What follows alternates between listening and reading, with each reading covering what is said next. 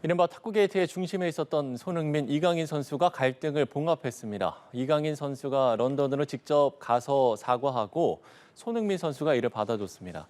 한편 새롭게 꾸려진 전력강화위원회가 차기 사령탑의 윤곽을 드러냈는데요. 박찬아 축구 해설위원과 함께 이 사안들 짚어보도록 하겠습니다. 위원님 안녕하십니까? 네, 안녕하세요. 네. 자, 이강인 선수와 손흥민 선수가 화해 소식을 알리면서 각자 SNS에 글을 올렸습니다. 두 사람의 충돌 사실이 벌어진 지 일주일 만이거든요. 어떻게 보세요? 일주일이 지나갔는데요. 네. 마음적으로는 일주일이 아니라 한 1년 정도 지나갔던 것 같아요. 그 정도로 그러네요. 네, 피로감이 많이 쌓였었고 이제라도 이제 두 선수가 좋게끔 마무리돼서 매우 다행스럽다는 생각을 지울 수가 없습니다. 예. 매우 다행스럽다라고 이야기를 해주셨는데요. 사실 그동안 이제 축구협회가 이 부분에 대해서 나서야 하는 게 아니냐라고 했는데 결국에는 손흥민 선수와 이강인 선수가 직접 이제 사과하는 모습이 됐거든요. 그럼 이 부분은 조금 어떻게 보세요? 두 선수가 먼저 이런 식으로 얘기를 하는 게 먼저인 것 같고요. 아, 예. 네, 대한축구협회가 나서서 뭐 강제적으로 두 선수에게 어떤 걸 하기에는 네, 이미 너무 많이 지나왔고 네. 대한축구협회는 나서지 말아야 될 때 이미 나섬으로 해서 이 일이 이렇게까지 커지게 된 거잖아요. 아, 네, 그 그렇기 부분을 때문에 이제 빠르게 인정을 했던 부분을 이야기를 해주시는 거죠? 그렇습니다. 예, 예. 굳이 언급하지 않아도 될 일에 대해서 이례적으로 시인을 하면서 일이 이렇게 눈덩이까지 커지게 된 건데 예. 최근에 대한축구협회의 행보를 보면은 사실 최근뿐만은 아니고요. 대한축구협회는 늘 전면적으로 나서야 될 때 뒤로 숨어 있고 뒤로 숨어야 될 때 그리고 앞으로 나서지 않고 입을 닫아야 될 때 네. 그럴 때는 뒤로 숨지 않습니다. 네, 전면적으로 나서서 다른 의도를 가지고 어떤 다른 목적을 가지고 전면에 나서는 거 아니냐라는 얘기를 듣기가 충분할 정도로 예, 예. 네, 그렇게 나서서 얘기를 하는데 이 사안도 마찬가지였거든요. 네, 확인을 해주지 말아야 될 일을 확인해 줌으로 해서 두 선수를 여론의 사지로 몰아넣었고요. 그리고 뭐 최근에 일주일 사이에 손흥민 선수와 이강인 선수의 얘기뿐만 있었던 게 아니라 사실 더 떠들썩했어야 되는 얘기는 크린스만 감독의 해외 인터뷰입니다. 인터뷰는요? 네. 네, 그 사안에 대해서는 대한축구협회가 단호하게 얘기했죠. 확인할 이유가 없다. 아, 그렇군요. 그러면 이제 앞으로 또 이런 상황이 앞으로도 이제 벌어질 수 있기 때문에 축구협회 입장에서도 어떤 뭐 대응책이라든지 그러니까 대책이 좀 필요하지 않겠습니까?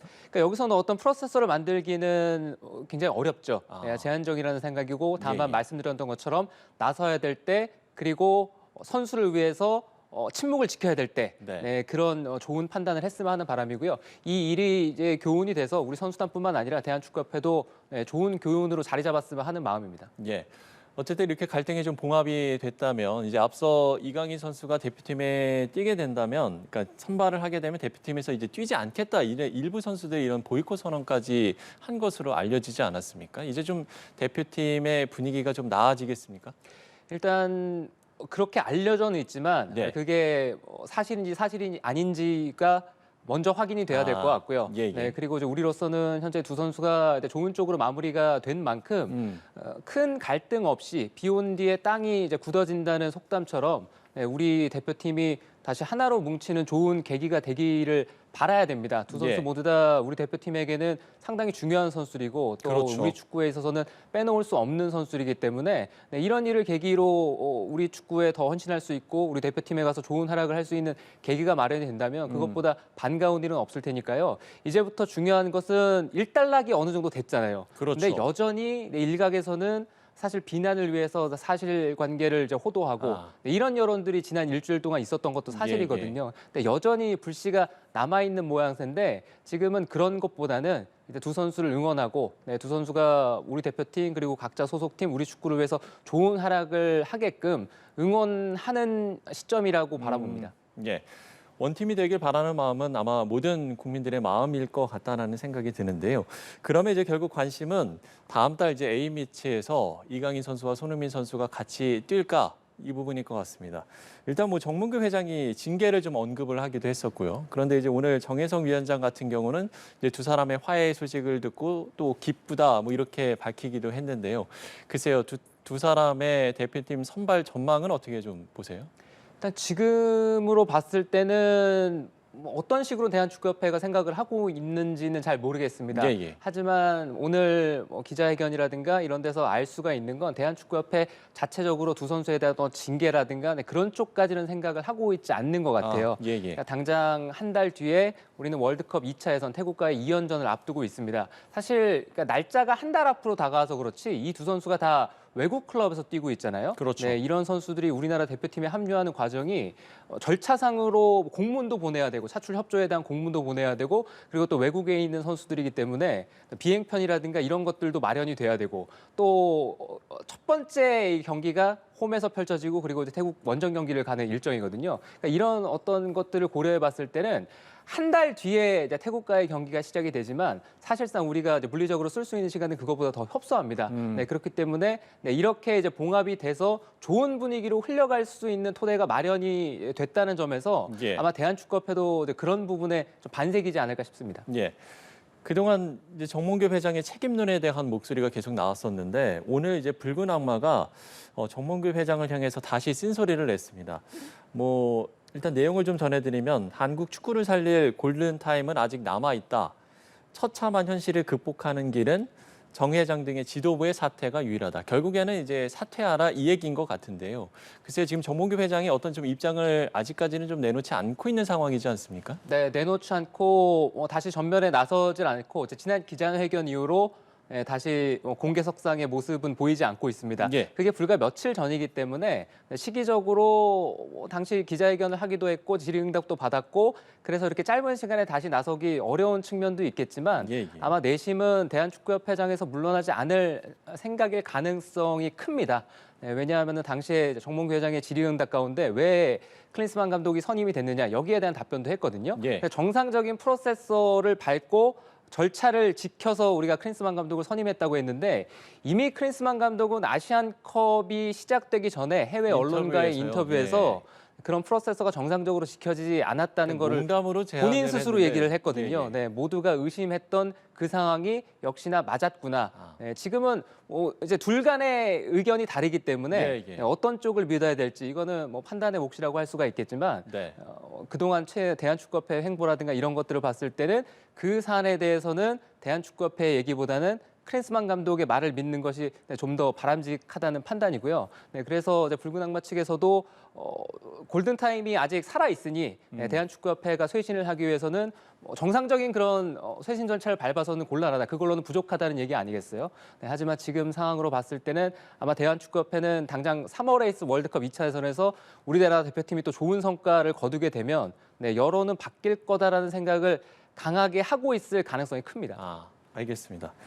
자, 그런가 하면 새롭게 꾸려진 전력강화위원회 오늘 1차 회의를 열었습니다. 오늘 일단 브리핑에서 후임 감독에 필요한 8개 요건을 밝혔는데 물론 이제 첫 번째로 제시한 건 전술적 역량이었는데 뭐 이 부분은 이제 당연히 필요한 요건일 것 같고요. 가장 좀 눈에 띄는 거는 MZ 세대를 상대로 한 리더십 이 부분이지 않을까라는 생각이 들거든요. 8가지가 나왔는데요. 그 네. 8가지가 좀 구체적이진 않습니다. 네, 첫 번째 전술적인 역량의 측면부터 들여다봤을 때는 어떤 축구를 하는 지도자를 선임을 하겠다가 없거든요. 네. 지금 우리나라 대표팀의 발탁이 될 수 있는 선수들을 잘 이끌 수 있는 전술적 역량을 가진 감독을 선임하겠다고 했어요. 예. 이거는 전후 관계가 좀 바뀌지 않았나 싶고요.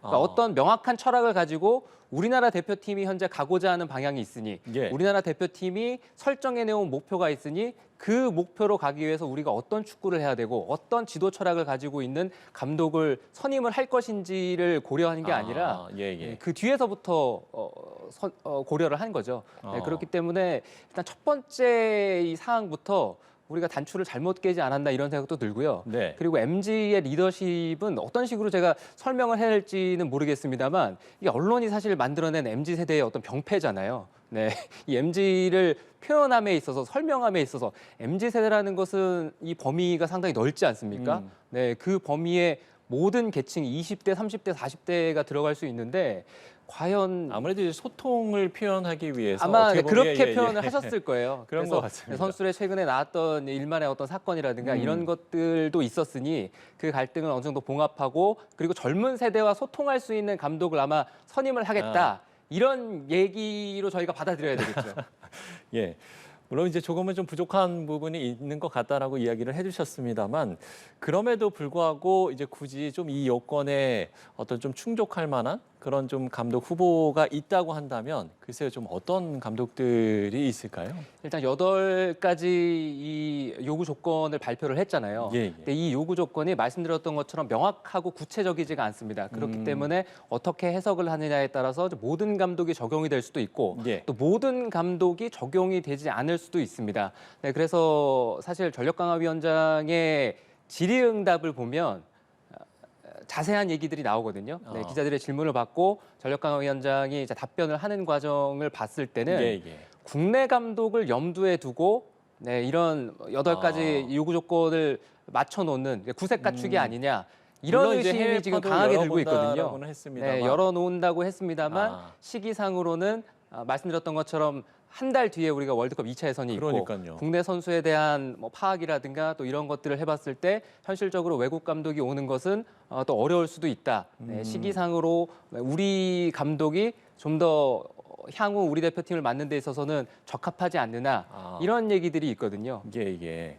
그런가 하면 이제 임시 체제 없이 정식 감독 쪽으로 이제 좀 무게를 두는 듯한 입장인 것 같은데 이 부분은 임시 체제보다 정식 감독으로 가는 게 더 낫다라고 보세요? 어떻게 네, 이거는 보세요? 이제 찬성의 의견과 반대의 의견이 팽팽히 나뉠 수도 그러니까요. 있는 사안인 것 같습니다. 그러니까 모두 다 일장일단이 있고요. 임시 감독을 선임했을 때 우리 대표팀에 올 수 있는 리스크도 있고 장점도 있을 거고 그리고 6월 달이 돼서 나중에 감독을 선임하는 데 있어서 물론 그런 것도 당장 선임하는 거 그리고 나중에 이제 임시 감독 체제를 한번 받아들이고 예. 다음에 정식 감독을 선임하는데 다 일장일단은 있습니다. 예. 네, 근데 일단 대한축구협회를 바라보는 시각 자체가 지금은 좀 의심의 눈초리가 많은 편이잖아요. 네, 그래서 당장에 이제 임시 감독 체제를 거치지 않고 빨리 감독을 선임하는 게 예. 시끄러운 여론을 좀 잠재우기 위한 네, 이런 포석이 아닌가 이런 아. 의심도 하나 있고요. 그리고 3월 달에 임시 감독 체제를 거치고 나서 이제 다음 A매치 주간이 이제 6월 달이거든요. 6월 달에 월드컵 2차 예선이 3월 이후에 펼쳐지게 되는데 그렇게 주사위가 넘어가면 그때는 여론이 또 좋은 감독을 뽑아야 된다. 정말 능력 있고 유능한 감독을 뽑아야 된다. 이런 네. 여론이 불타오를 가능성이 상당히 크잖아요. 네. 그래서 대한축구협회가 정식 감독을 빠르게 선임하려고 하는 게 그런 여론을 의식해서 네, 아. 그런 여론을 빠르게 잠재우기 위해서 네, 일단 정식 감독을 빠르게 결정하는 쪽으로 의견이 맞춰지지 않았으면 하는 바람입니다. 아, 그렇습니까? 예, 알겠습니다. 위원님의 좀 생각까지 좀 저희가 들어봤고요. 그런가 하면 이제 이번 그 감독 후보로 이제 오르는 인물들 중에서 이제 K리그 감독, 현직 감독을 맡고 있는 분들이 있지 않습니까? 근데 아무래도 이제 K리그 개막이 당장 이제 다음 주 이제 3월 1일이니까요. 다음 주지 않습니까? 현실적으로 이게 좀 가능할까요? 현실적으로는 불가능합니다. 현실적으로 예. 불가능하고 그리고 전력강화위원장의 얘기 중에 현재 소속팀을 이끌고 있는 감독도 고려 대상이고 네. 그리고 이제 그런 감독이 이제 물리적으로 불가능하다면 구단의 협조를 구하겠다라고 얘기를 했거든요. 예, 예. 네, 그게 참 계속해서 이 머릿속에 맴도는 이 답변이 될 것 같은데 아. 네, 그래서 많은 축구 팬들이 지금 불안해하고 있고요. 네, 당장에 예. 현실적으로 3월 첫날에 K리그는 개막을 하게 되어 있습니다. 그러니까요. 네, 그래서 각자 소속팀에서 그 팀을 이끌고 이번 시즌에 좋은 행보를, 좋은 성적을 내기 위해서 당물질에 이미 들어간 상태에서 소속팀 감독을 빼온다? 이거는 현실적으로 불가능한 얘기잖아요. 그렇죠. 하지만 대한축구협회 그간의 행보는 현실적으로 불가능한 행보를 보란 듯이 다 해내왔거든요. 네, 그렇기 때문에 전력강화위원장의 얘기, 국내 감독을 염두에 두고 있다. 그리고 소속팀이 있는 감독도 고려 대상이다. 그리고 불가능하다면 네, 협조를 요구하겠다. 예, 네, 예. 이런 얘기들이 계속 메아리처럼 이제 들리는 거죠. 아, 그렇군요. 어찌됐든 이제 이번 감독 선임은 그야말로 우리 한국 축구의 새로운 전환점이 될 그야말로 중대한 좀 변수가 되지 않을까라는 생각이 드는데 그러면은 결국에는 이 감독 선임에 있어서 가장 이제 염두에 둬야 할 점이 있다면 어떤 점을 들 수 있겠습니까? 가장 염두에 둬야 될 것은 일단 능력이 있고 좋은 감독을 선임을 할 수 있으면 좋겠지만 예. 또 현실적일 필요도 있습니다. 네, 우리 여건상 어느 정도의 감독을 선임할 수 있는지 그 어떤 리스트를 빠르게 작성을 해야 되고요. 그리고 서두를 필요는 없습니다. 서두르는 것보다 중요한 게 좋은 감독. 우리가 이제 긴 시간 동안 우리 대표팀의 어떤 철학을 만들고 하나의 목표를 설정해서 그 목표에 갈 수 있는 감독을 영입하는 게 가장 중요하잖아요. 그렇죠. 그렇기 때문에 빠르게 지금의 어떤 여론을 벗어나기 위해서 어떤 감독을 빠르게 선임하는 것보다 정말 좋고 우리 대표팀을 잘 이끌 수 있는 감독을 뽑는 게 중요하겠죠. 예, 알겠습니다. 자, 박찬하 축구 해설위원과 이야기 나눠봤습니다. 오늘 말씀 고맙습니다.